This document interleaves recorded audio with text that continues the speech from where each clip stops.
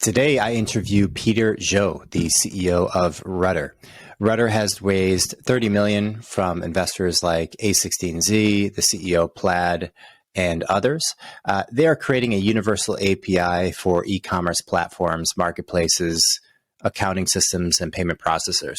We talked about how he started the company, how to start a company in general.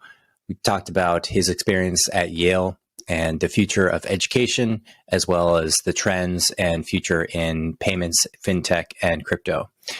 Awesome conversation, and I hope you enjoy. Here is Peter Zhou. All right, Peter. So just like that, we're recording. I'm excited to chat with you. I love what you're working on. To start the conversation, could you give a just brief overview on how you articulate the direction of Rutter, what you're building today, and then we can go from there? Yeah, sure. Starting with a pretty interesting question. I would say interesting because I think what we're doing and building right now differs a lot from what we want to do in the future. I would say that the Twitter tagline of what we do right now in 140 characters, we're a universal API for commerce data. And specifically, we work with fintech companies. And so we are the pipelines for anyone that does business underwriting to collect the financial health data that they need about a certain business. Where we want to be in the long term is sort of this universal read and write API for all things commerce. And so we want to be the universal layer for moving products, orders, and fulfillments data across the world. And is underwriting typically for businesses in this application things like loans, or would it be it's not a consumer related loan, it's always a business related loan, typically from a bank to a small business? Yeah, exactly, Mike. So business lending, banking, credit cards. So we work with Ramp that does a business credit card, business insurance, FP&A, and then M&A or M&A marketplaces. That's like our deal customer. M&A marketplaces. So what's the process today, like prior to Rutter? Yeah. So essentially the problem that we solve as a universal API is there's all of these different ways, there's all of these different business systems that you can get data from.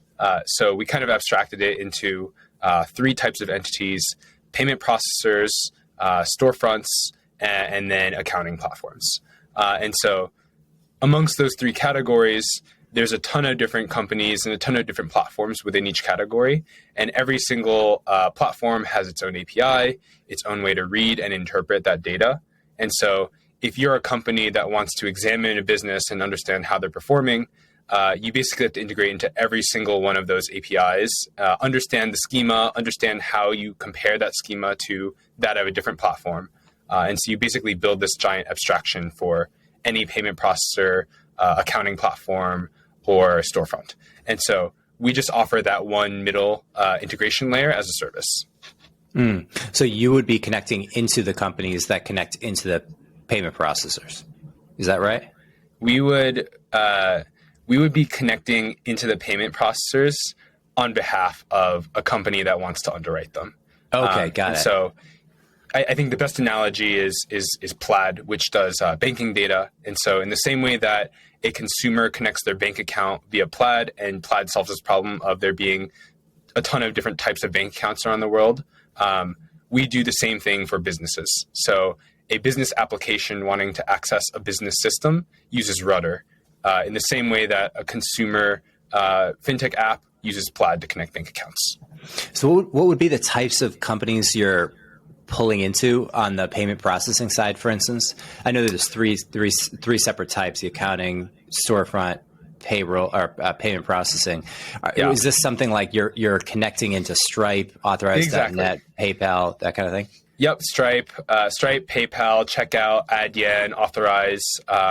There's probably like bill pay providers as well, so like Bill.com. Any platform where you'd find revenue data. Gotcha. And then the accounting side, is that like QuickBooks?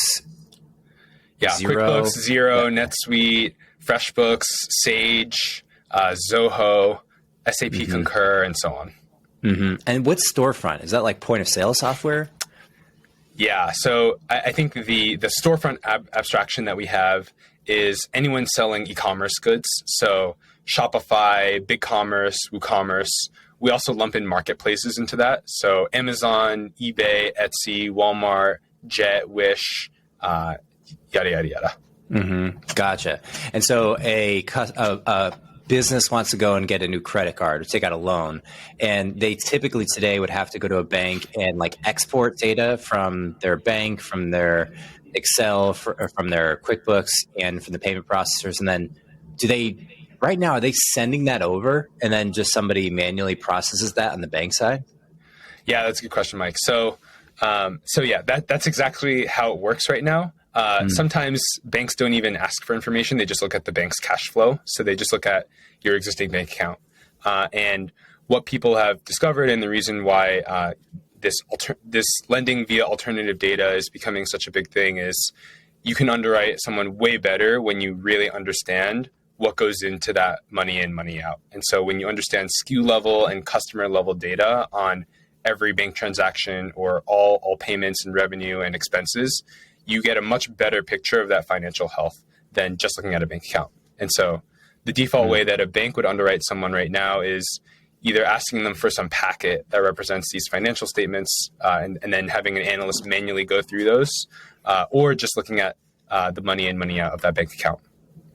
So that's interesting. So an example of that would be a company that sells, like say they're selling shoes, and they connect to Shopify, they connect to QuickBooks, and they connect to Stripe. If a bank was to give them a loan or make an assessment of underwriting, they're not going to have access to, like, what's in this example, what would be the type of thing that a bank would have visibility into? Yeah. So let's say you have this e-commerce merchant. They're selling shoes. They're on a bunch of these different channels. They also have an accounting platform. And so in the old day, if a bank wanted to underwrite this business, the bank would just look at the bank statement. And so all they would see is a bunch of money in, money out, a bunch of these different transactions. They wouldn't have any visibility into what was actually sold. All they could go off of is this description. With this method, they have these alternative sources of data. So the exact data from Amazon or the exact data from Shopify, and then specifically for cost data, the exact data from whatever accounting platform that merchant uses. And so it provides a lot better of a picture than just low fidelity description and then money in, money out that you'd find on a bank statement. Now, if a bank wanted to underwrite that business, they can understand exactly what the cost of goods sold were for that merchant, exactly what SKUs are performing well, and what the customer segment is that's buying those shoes, and whether that revenue is expected to be recurring or just one-off, and what the seasonality looks like based on when that revenue comes in. And so the bank gets a lot better of a picture on how that business is performing than just looking at the pure volume of that bank statement. Yeah. It was effectively, if you kind of pull that upstream, I'd imagine the value prop in the whole macro economy is money is deployed more intelligently. It's given, more money is given to companies who are genuinely growing well, and then companies who are not aren't going to get as much. They can't like fraudulently show some money coming in where they're not actually doing that well. It's interesting. Is that how you think of it, like from a big picture standpoint? And I think that's exactly how I think about it. And it's especially relevant in the current times where access to capital is getting a lot harder. And then the bar for what a healthy business looks like is getting a lot higher. And so to actually determine healthy businesses versus unhealthy businesses, you need to understand the data that goes into that business. Yeah. It's interesting. And so tell me, where are you guys in this process, I guess, in terms of money raised or employees or revenue, or however you measure progress? Yeah. So I think we've grown revenue like 5 times since the beginning of the year. We've raised, we just announced our 27 million Series A led by Andreessen Horowitz in March. And then I think we're at 49 people now. So have been growing pretty quickly. Yeah. And what about customers or revenue? Can you mention how you guys have grown in that area? I think I just mentioned we grew 5 times since the start of the year. I think in total, just shy of 100 customers at this point. Gotcha. It's interesting. And what about prior? I know you had a kind of an interesting story coming into Rutter, although I don't know the specifics of it. What was the origin story? I heard you guys pivoted a bunch of different times. When was that, and what was that experience like for you? Oh, yeah. Well, I will say the idea of Rutter definitely evolved since its inception. And then we had a really long journey prior to starting Rutter. So I can talk about both. What do you want me to chat about first? Well, let me ask you this. What was it? What was the moment at which you realized this specific? I think of a little preamble on this. I think of business ideas as simple when they're defined. As you explain Rutter to me, I'm like, oh yeah, that makes total sense. But it's really, really hard to come up with, see the path through the clouds. There's so many different companies doing so many different things. And as a founder, you both think about, I've been in your shoes exactly, where you're thinking about, you want to go down a pathway where there's enough opportunity down that pathway. People would want what you're building, but also that you're not heading into a watering hole with tigers where there's just hyper competitive, billions of dollars already deployed 10 years ago in this space. And it's super, super commoditized. What was the moment that you realized that you had a sweet spot in between those two avenues? There's enough opportunity and there's enough lack of competition. Yeah. I would say I probably segment that into 2 moments that stand out to me. The first is just realizing that the problem existed. So a lot of people say, when you start a company, you should look for a personal problem or problem that you've experienced. The way that we started Rutter was actually working in edtech. So we basically ended up working with edtech vendors and building solutions for them to manage their inventory across different channels. So you'd have a bookseller or a subscription kit seller who'd be selling their stuff on their Shopify store, and they try to list their products on Amazon, or they try to list it on Etsy as well. And so in building that product to help them manage that inventory and sync that product catalog, we had this meta problem where we didn't really spend time building the actual product. We spent all of our time building these new integrations. So we get another vendor that comes in and they'd say, hey, I'm on WooCommerce. We'd go and build that integration out. We get another person come in saying they were on Squarespace. Then we'd pause our roadmap and build that integration out. And so the idea really came out of this meta problem that we experienced building this tool for edtech vendors. The second moment that I think really stood out to me that this was going to work, and to your point, it was an open market instead of something that was highly competitive, is we definitely took a different approach on this company compared to all of the other ideas that we've attempted. Usually, me and my co-founder being engineers, we'd always love to build things first and then sell. This time around, we decided to sell the idea and pitch the solution before building anything. And we knew this was going to work because I think in the second month, we closed around $100K in contracts without writing a single line of code. And that was when we were like, that was way different from any idea that we'd ever worked on before. What did you have? You're taking a call, you email the folks at what was that process more specifically? How did you identify the people you want to reach out to? How did you get a hold of them? And what was the pitch like? Yeah. There's no silver bullet here. I think we're also lucky given that we're an API product. So the main thing that we demoed was actually the documentation. So all we had to do was show a developer or show a product person the docs, and they understood exactly what we were doing immediately. And in the process for reaching out to these people, we just started with the Shopify App Store. So we reached out to most of the developers on the Shopify App Store. If you look at the products that they're selling, they usually have a website and they have an integrations tab where they support Shopify, they probably support WooCommerce, and then they have a roadmap for developing a Magento integration, a BigCommerce integration, an Amazon integration, and so on. And so we'd go to those developers and we'd say, hey, you have this roadmap for all of these different integrations. It's going to take you a year or two to build all of them out. We can just provide that to you with a single API, and then you don't have to maintain any of it anymore. And they would pay for that? Yeah. Yeah. And what was the pitch to them? It was like, or what is the pricing model? It's consumption based. And so we usually do annual contracts, but they grant a certain amount of consumption. And then what we consider consumption, there's two levers. One is API calls. So how many times you're hitting the API. And then the second is a term that we call connections. So every time a unique merchant or a unique business authenticates whatever system of record they use, whether it's the accounting platform or their payment processor or their storefront, anytime they run through that authentication via Rutter, we start syncing that data and normalizing it for our customers. And each one of those authentications counts as a connection for us. And so we charge on connections and then API calls. And a business is typically thinking about integrating Rutter primarily for access to capital and underwriting with investment banks or just banks in general. Is that the right way to think about it, or?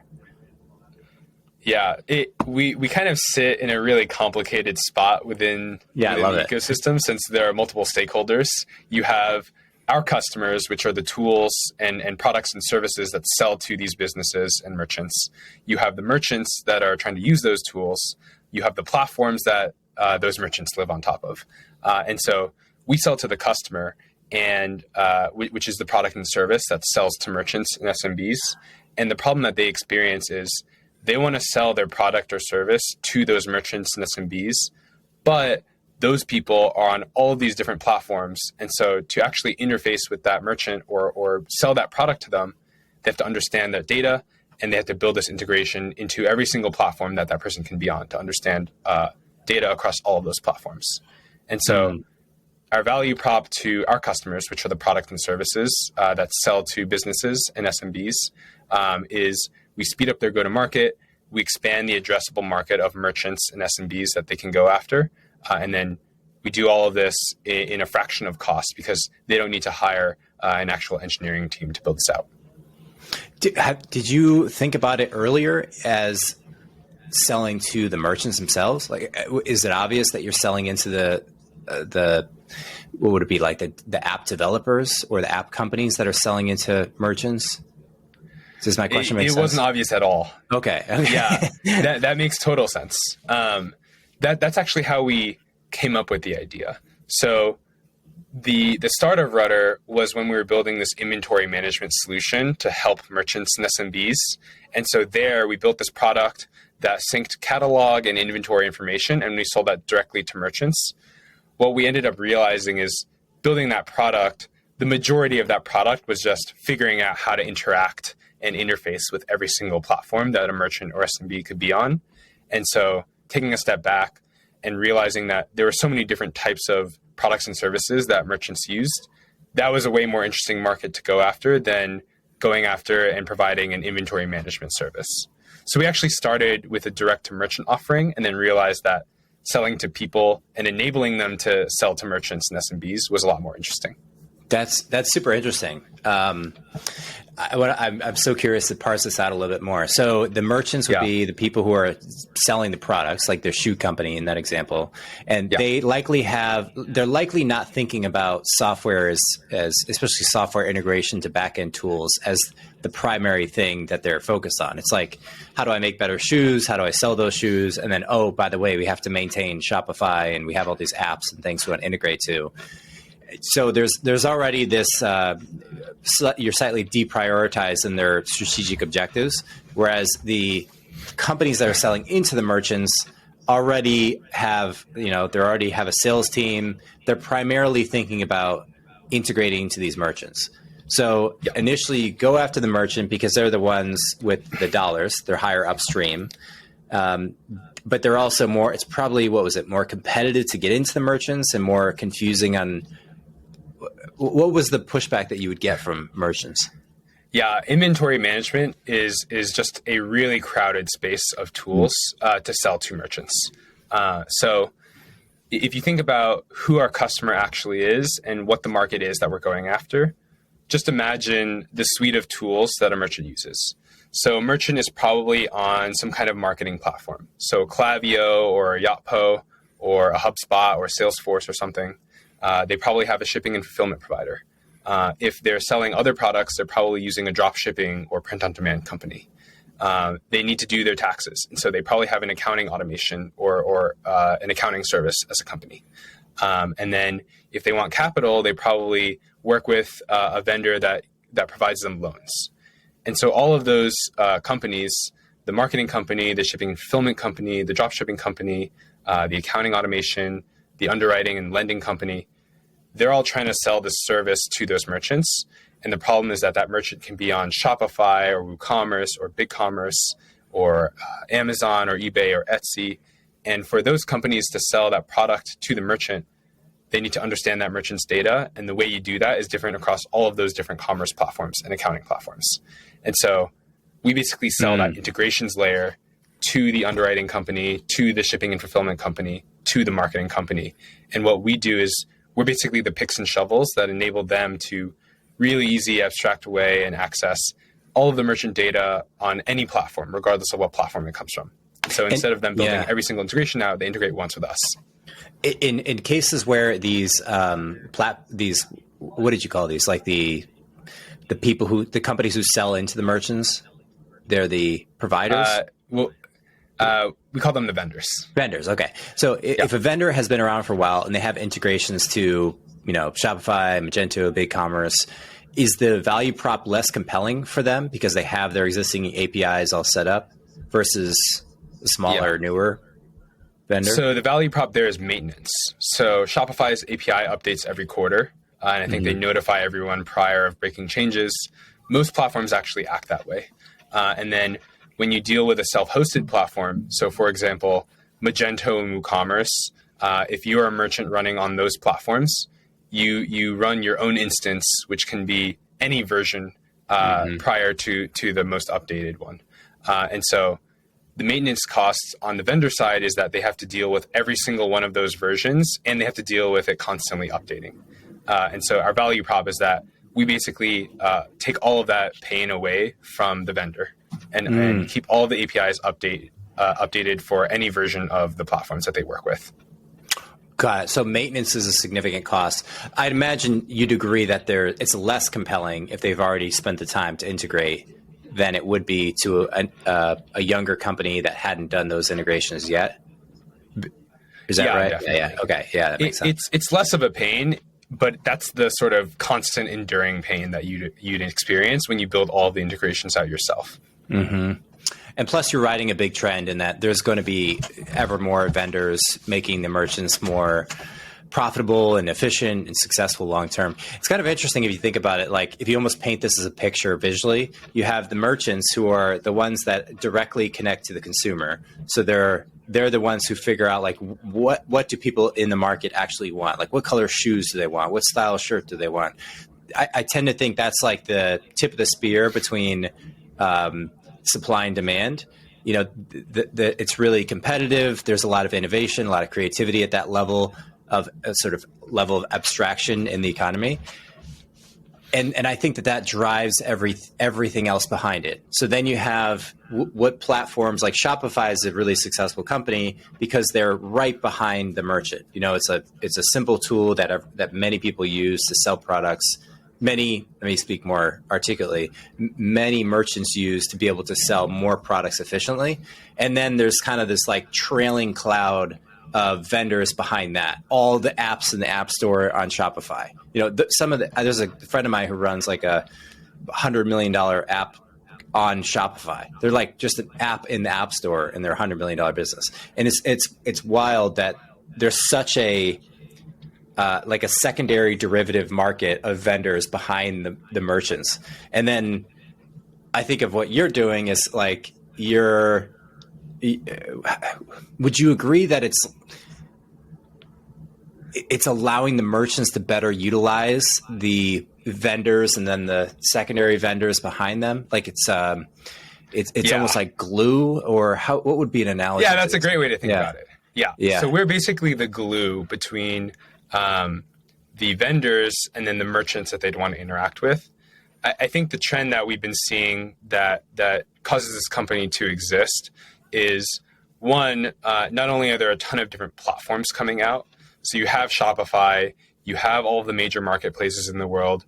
There's this new trend of headless commerce where there's a ton of just API commerce platform as a service. So Commerce Layer, Fabric, Nacelle, and so on. And so you have a lot more platforms that you can start a business on.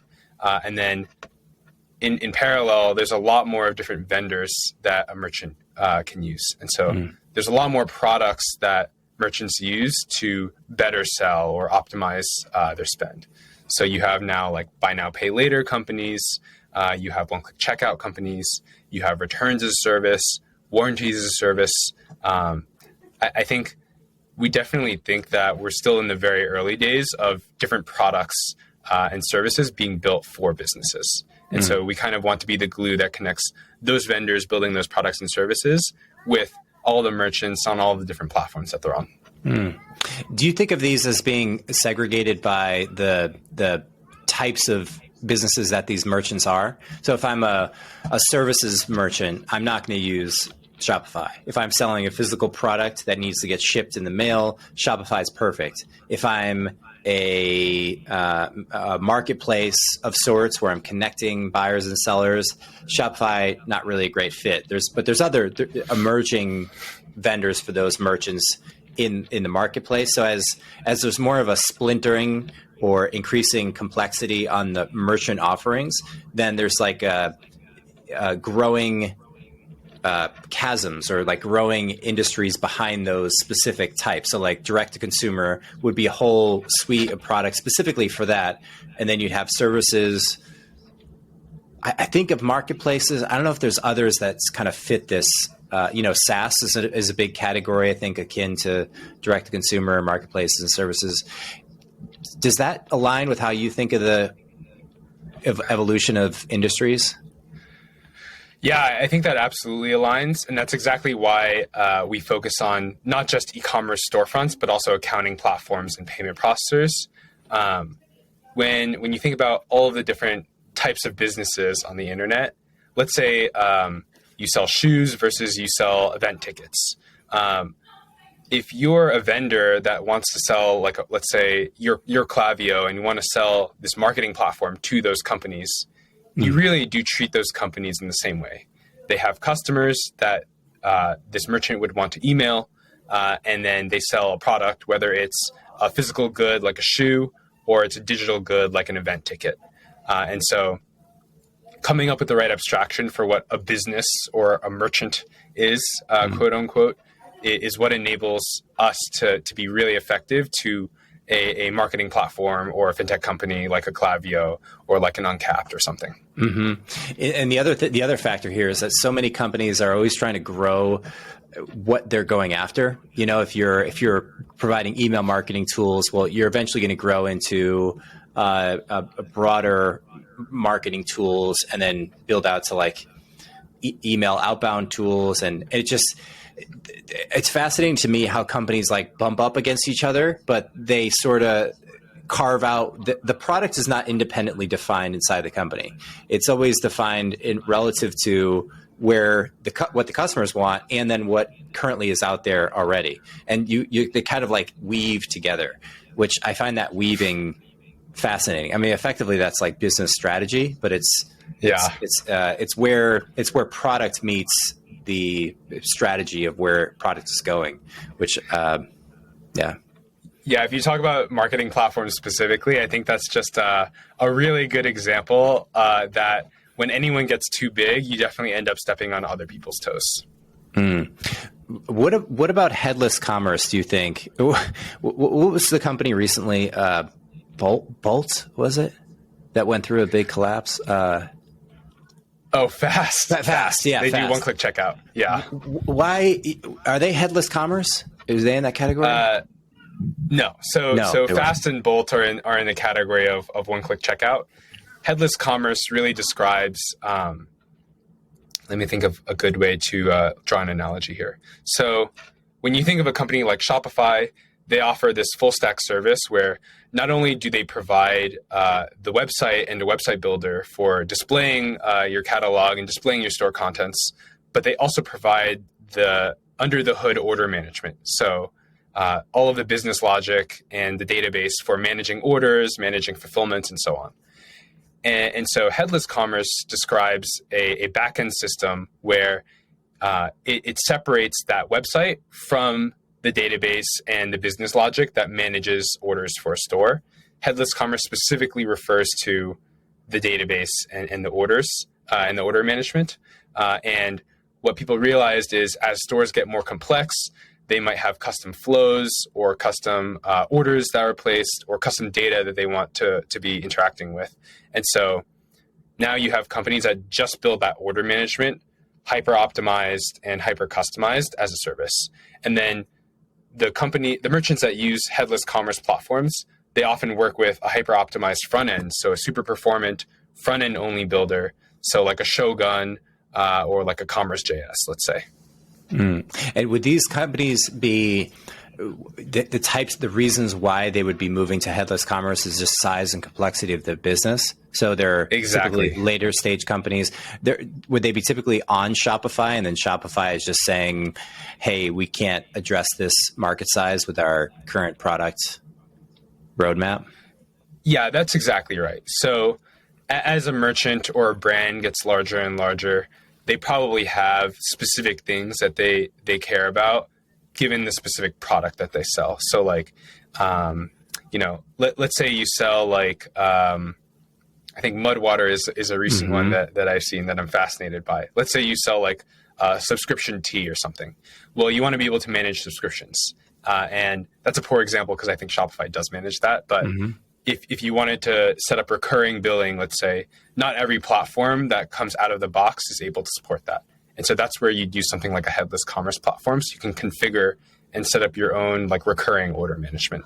Gotcha. It's interesting, man. And so you guys started this business. You've been working together for a while. You met your partner at Yale, I believe. What's Yale like nowadays? It's a lot of fun.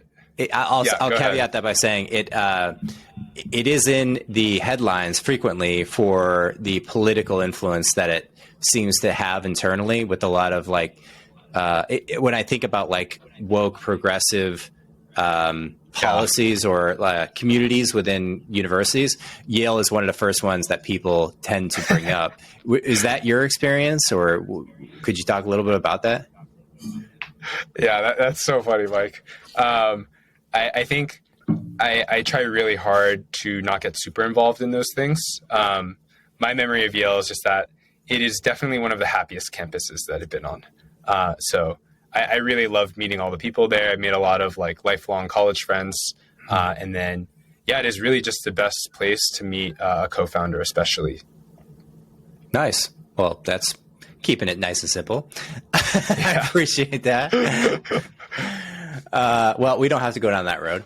Let's not talk about politics right now. Yeah.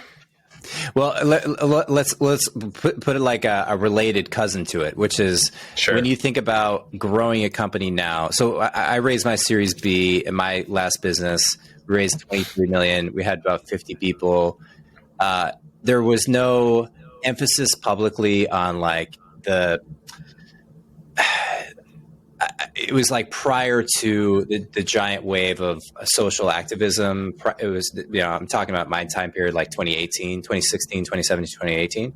Has there been an influence on the public perception of growing a company that you think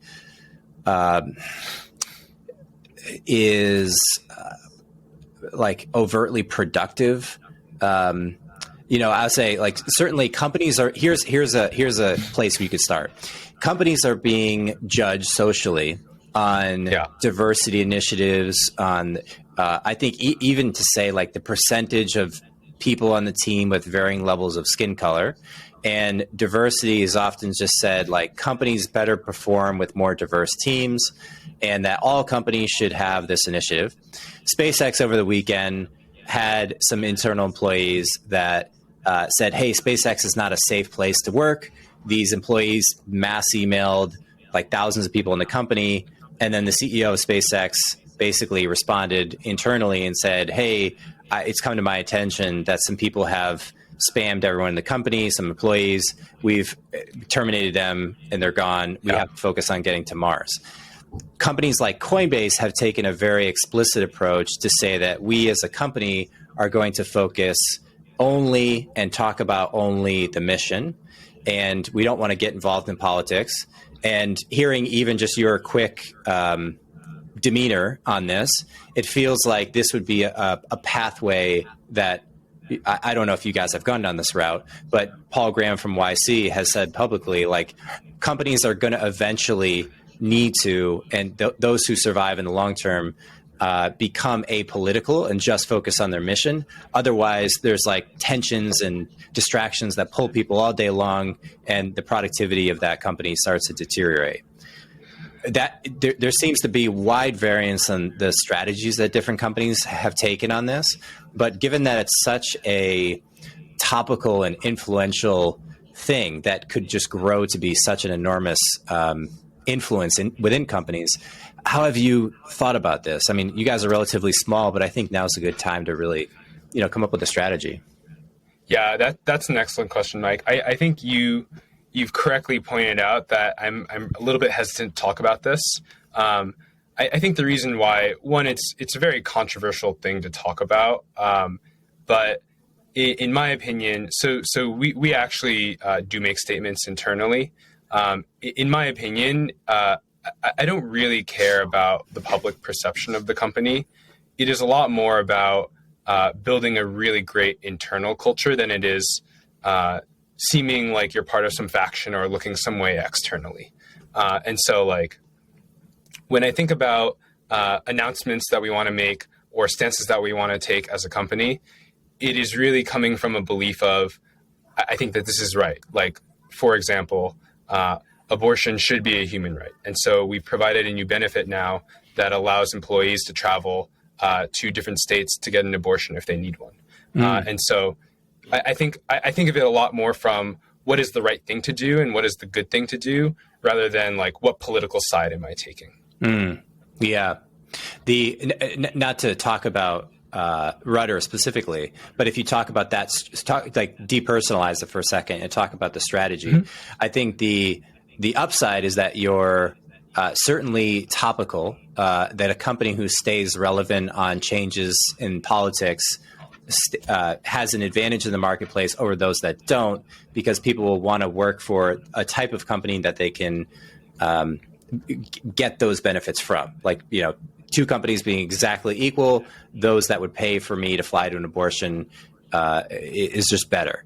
The price potentially that a company would pay by doing so is that it's not made independently of the social sphere, and that it's specifically because this is such a topical, widespread, widely talked about issue today, that I believe it just comes across your plate, and for most other companies as well.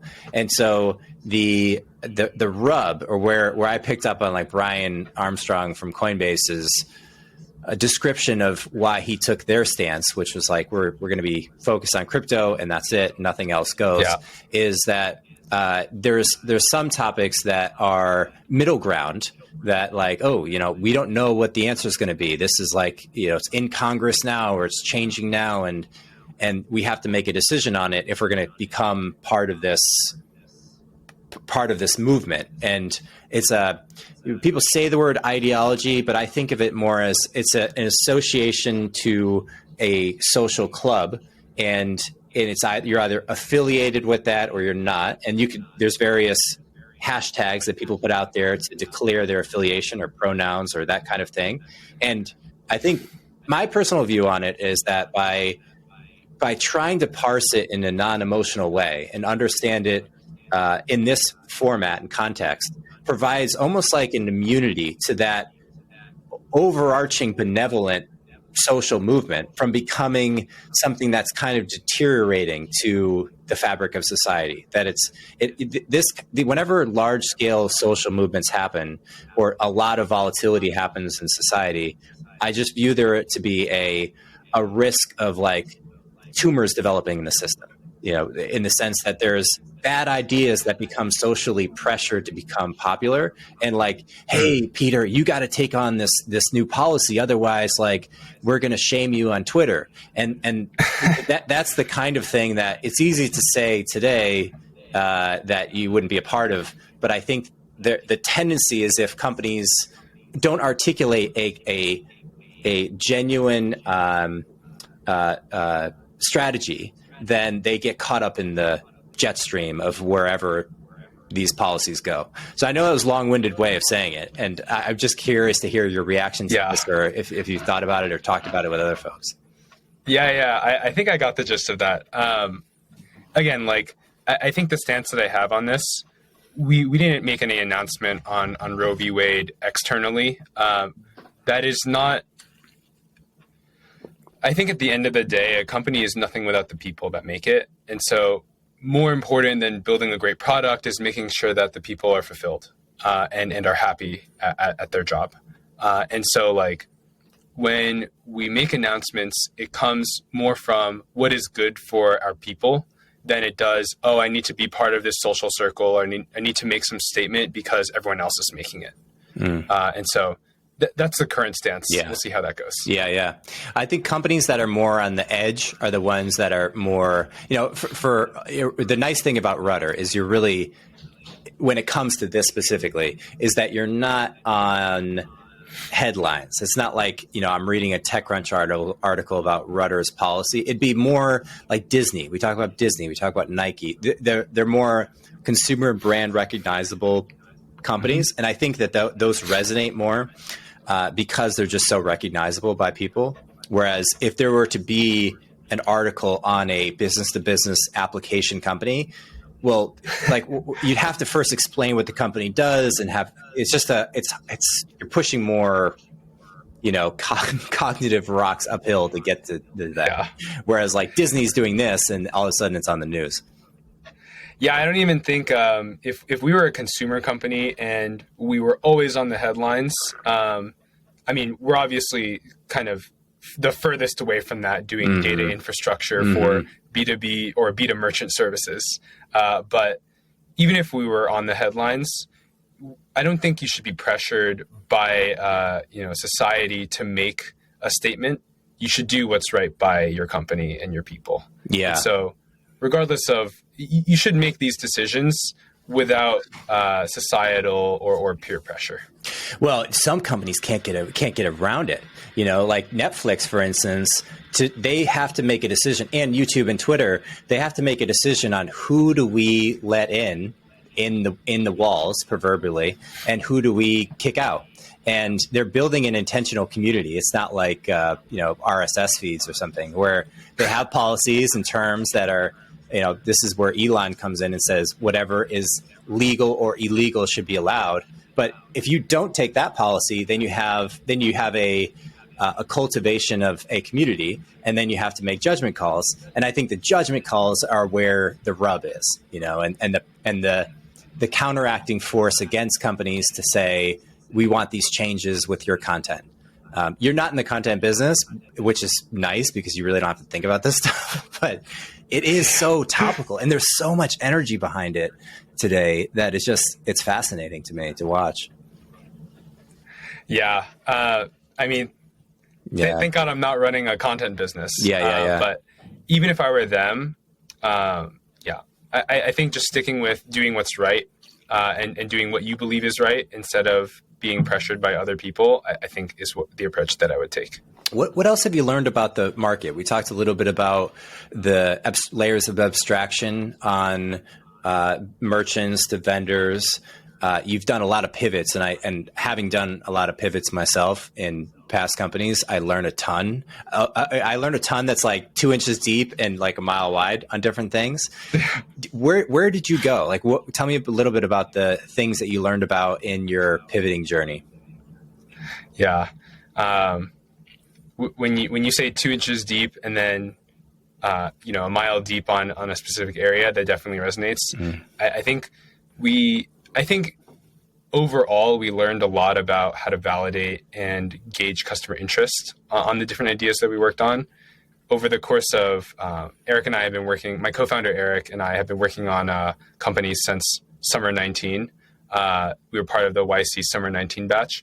Over the course of the almost 3 years at this point, we've definitely explored all sorts of different industries. So we built tools in internationalization. That's where we started. We built infrastructure for translating your website or your web app into different foreign languages with professional translators.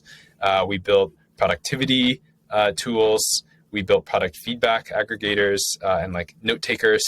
We built a sleep app. And then later on, the search got a lot better.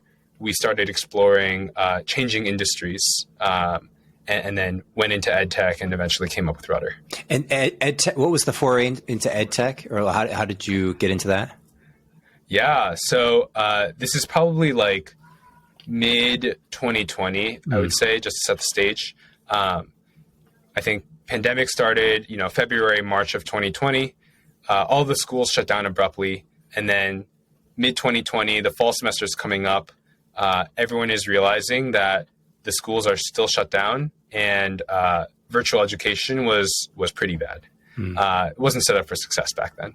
And so what a lot of people started doing, a lot of parents started setting up this thing called micropods, or just pods, where they'd hire an educator to just teach in their backyard, and they bring a bunch of neighbors, a bunch of children of similar ages in their community to just learn in their backyard. And so we thought that was a really interesting trend emerging from the pandemic and decided to explore that. And in exploring that, we got to work with more and more edtech vendors, and that's how we had the channel management product that we built. What do you think the future of education is for people in the college age, 18 to 20, 17 to 22-ish? What do you feel? Do you think college will continue as it is, or what general trends do you think we're going to be looking at? Yeah, that's a really interesting question. I think that a lot of people, and I'm also optimistic about, hard to say this coming from a really good college, but I'm also optimistic about credentialing being less of a thing. I think it will take a little bit more time than people think.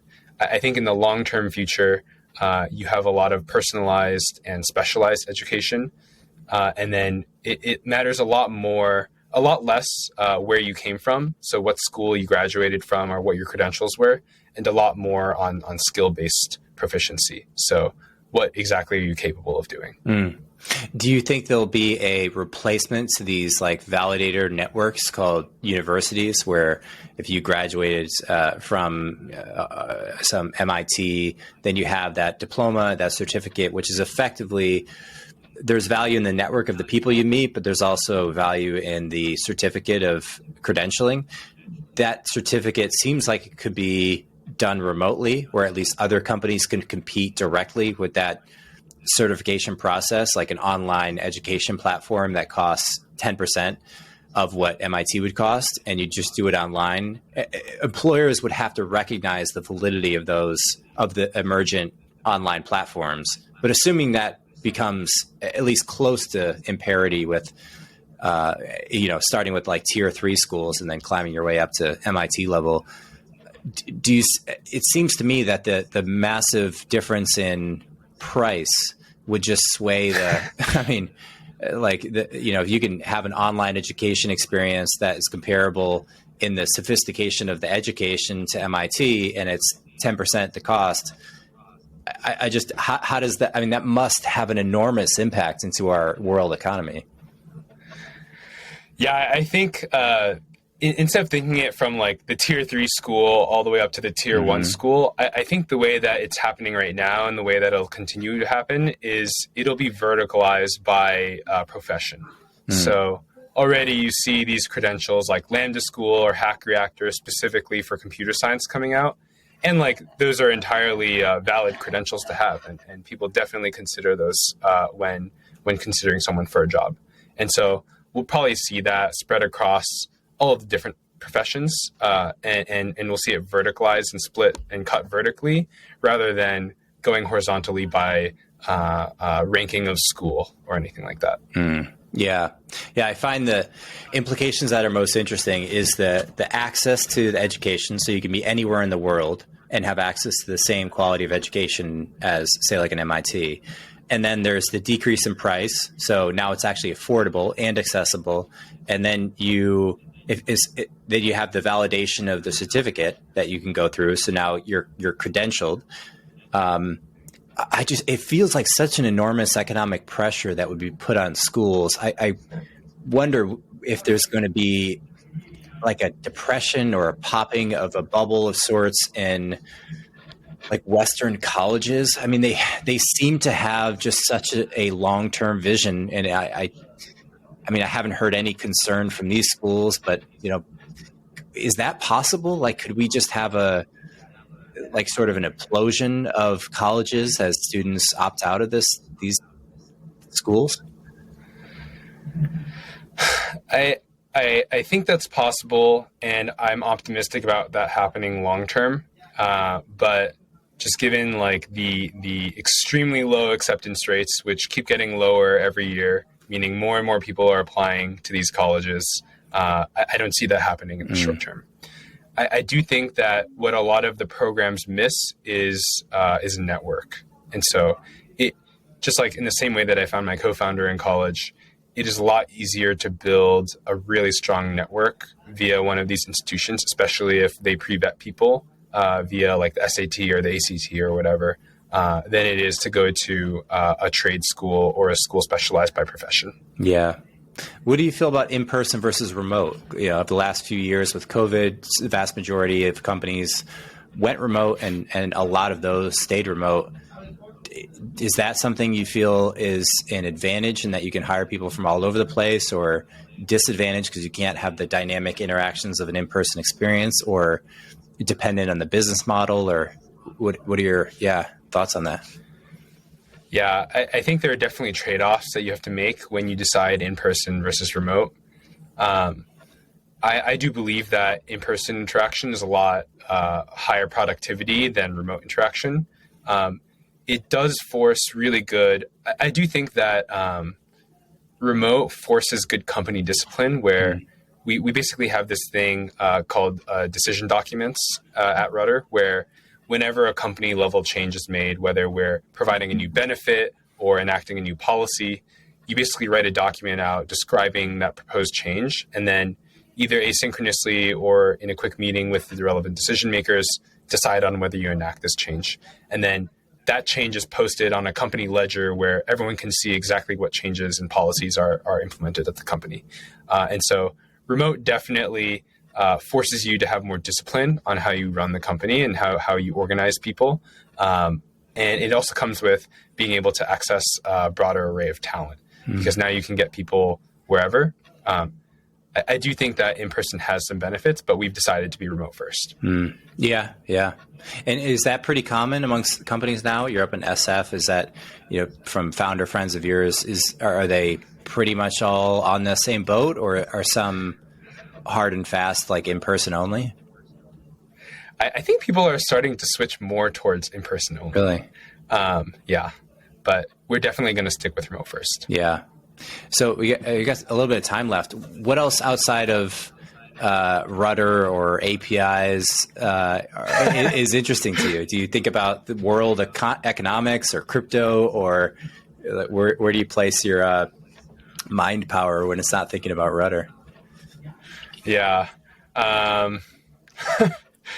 I think at the end of the day, I'm usually so drained from all of the shit that happened in the day that I try to focus on things that are more calming. But I'm a huge runner. Oh, yeah? A huge biker. Love going outside. Yeah. I also cook occasionally. Experiment with fermenting foods. It's pretty interesting. Kombucha? Yeah, kombucha, kimchi, honey garlic. There's this show that I watched called It's Alive by Brad Leone. He just has a ton of different fermentation experiments. So it's really cool to just try to reenact them. Yeah. And what is fermentation? I've even made kombucha, but is it definitionally it's the idea of starting with a base product and letting the bacteria compose it into a new, how would you define that? Yeah. So you basically have some base product, and then you try to introduce friendly bacteria to it. The bacteria basically eats away at the sugar and creates some new substance that refines the flavor or creates an entirely new flavor. What else can you? Kimchi. It's a famous one. Have you ever made kimchi? Fermented kimchi? I've tried, not successfully. Yeah. It's a difficult one to get right. Yeah. And how about so in SF, food wise, are there any, we were talking a little bit pre-show about this, but I find it interesting because the food in a city so much dictates I feel like the vibe of a city, the influence the city has to attract other people outside the city. Some people I've talked to, they'll even move to a city because the food is so good, or out of a city because it's so bad. San Francisco has such a good reputation for great restaurants. I'm curious, have you gotten into that scene or go out, or you just pretty much cook from home? I know we're kind of in, even during COVID, so it's not totally fair. This is tangential, Mike. I think it's hard for me to say this when I'm 24, but I'm just realizing that definitely getting old, where I think in the college days, I could just eat whatever I wanted for breakfast, lunch, and dinner. Now, if I eat anything heavy for lunch, so if I have a burrito for lunch or if I have like a burger or something, just pass out immediately. Yeah. So usually default to eating salads for lunch. And then on the weekends or for dinner, or if I'm just chilling out, I'd probably go for, there's a ton of like burrito places in the Mission. And then I have a handful of like favorite Chinese food spots that I DoorDash from. Nice. How about people? Are there certain people or even books that have influenced you so far in your journey? Ooh, that's a good one. I'll start with people. I think, obviously have to shout out my parents for raising me and giving me discipline to get here. Yale specifically, I think Yale can do a lot better of a job of building an entrepreneurial culture. And so there's I can probably count on one hand entrepreneur friends that I'm close with from Yale. But definitely credit to Kevin from Snack Pass and then Derek from a company called Medallion. Definitely look up to those people, keep in close contact with them. And then, I have a bunch of friends in computer science and who are out here in the Bay Area that I hang out with occasionally. And then, huge shout out to my co-founder for working with me for the last 3 years and getting here with me. Totally.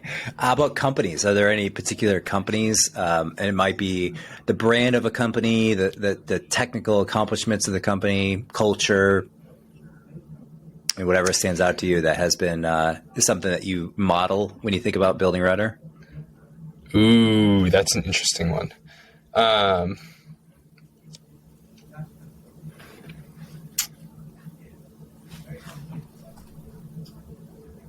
That's an interesting one. I think Clearbit does a really good job on their branding. And so definitely look up to them to figure out how to do marketing and company branding.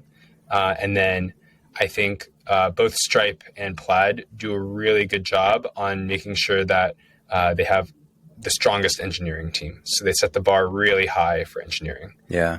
And we definitely model ourselves after that too. Yeah. Stripe just amazingly seems to be, I'm not sure what Plaid's story was, but I was in SF. I went to one of the early Stripe dinner hackathons when it was there couldn't have been more than 50 people, 60 people in the company.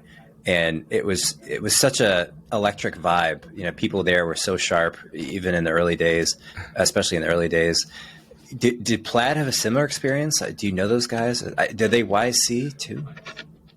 They weren't YC. We're pretty familiar with the founders and other people in the company. I think they definitely did something similar. I think the co-founder was telling me about how they used to have 72-hour hackathons or something like that. Don't quote me on that. Yeah. But I think for Stripe, what really impresses me is just that it's not just the early days, but it's the fact that they keep that bar so high even after they scale to becoming a really big company. Yeah. It's just so easy to overhire or just hire for headcount when you get that large. And I think they've still done a really good job of making sure that everyone on their team counts. Yeah. Last thing I want to ask you about. So we're kind of in a period where July 5th we're recording. There's been a significant slowdown in the market. Crypto kind of imploded. I think private market funding, especially early stage, is lagging. Like Series C, B, A, seed will lag like public markets. You guys raised fairly recently, right? I'm curious how you're thinking about raising in the future, or has that affected you guys in any way, and just general sentiment on the market. Yeah, I think the analogy here, I think there's a phrase that I heard from someone, which is when the sea recedes, you see all the dead fish, but a whale can still swim. And so like a lot of companies that have loose business fundamentals or don't have the revenue that matches up to their valuation are going to be in a lot of trouble. What we should focus on, which we have been before tough times, is just having really solid business fundamentals and growing revenue and growing the business. And so it doesn't really change how we think about fundraising at all. Good. You're in a good position then. How about online? Are you active on Twitter or anywhere else? I'm like moderately active on Twitter. Yeah. Not a huge social media person, but that's pretty much it. Yeah. Don't have an Instagram. Have a Facebook. Yeah. We got to write your ideas down, man. Medium or Substack or somewhere. I think if I could go back and have done one thing more disciplined, it would be writing ideas that I have down, not even necessarily publicizing them, but I find just purely the act of typing them out or writing them down, it's just, for me personally, so helps clarify my thinking. Again, I'm not saying you have to do that or should do that, but it's useful. Either way, man, so much enjoyed the conversation, Peter. Congrats on all the progress. Yeah. Thanks so much for having me, Mike. All right. Cheers, man. Cheers.